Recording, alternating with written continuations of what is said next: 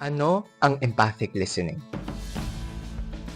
Ang empathic listening ay isang paraan ng pakikinig, kung saan nakikiramay tayo sa taong pinakikinggan natin. Sinusubukan natin intindihin ang mga pinagdadaanan, mga pinaghihirapan, at mga pinag-aalala ng ibang tao. Sa empathic listening, kailangan may unconditional positive regard tayo sa tao. Ibig sabihin, dapat taus-puso natin siyang tinatanggap at hindi hinuhusga. Sa empathic listening, kailangan natin mag-reflect ng sinasabi, mag-reflect ng dinaramdam, mag-clarify, at mag-summarize. Paano natin ito ginagawa? Habang nakikinig tayo sa tao, dapat pinapakita natin na nakikinig pa rin tayo sa pamamagitan ng reflection. Sa reflection, binabalik natin ang sinasabi at nararamdaman ng tao upang ipakita na pinakikinggan natin siya. Sa clarification naman, nagtatanong tayo ng mga bagay na mas pwedeng magbigay ng impormasyon ukol sa mga pinagdadaanan nila.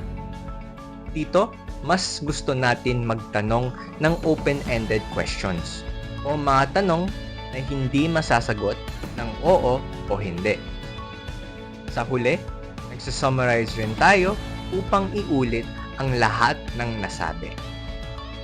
Halimbawa, isipin natin na may kaibigan kang nahihirapan sa pag-aaral niya.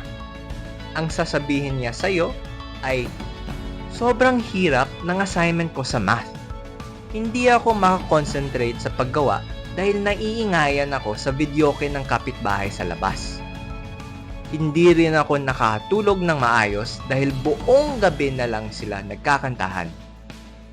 Duling nga ako sa math sa gabi, pagod pa ako sa klase kinabukasan." Pwede tayong magpakita ng refleksyon ng sinasabi sa pagsabi nito.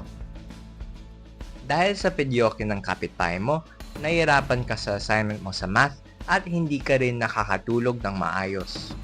Sa refleksyon naman ng nararamdaman ng tao, pwede nating sabihin, naiirita ka sa videoke ng kapitbahay mo at nahihirapan ka mag-concentrate sa math. Pwede ka mag-clarify sa kaibigan mo kung saan siya nahihirapan sa math assignment. Kung may ginagawa ba siya upang hindi marinig ang pag-videoke o iba pang mga tanong. Sa huli, pwede mong isummarize ang lahat ng nasabi niya. Maliban sa mga teknik na ito, dapat din natin maipakita na nakikinig tayo sa pamamagitan ng ating nonverbal cues.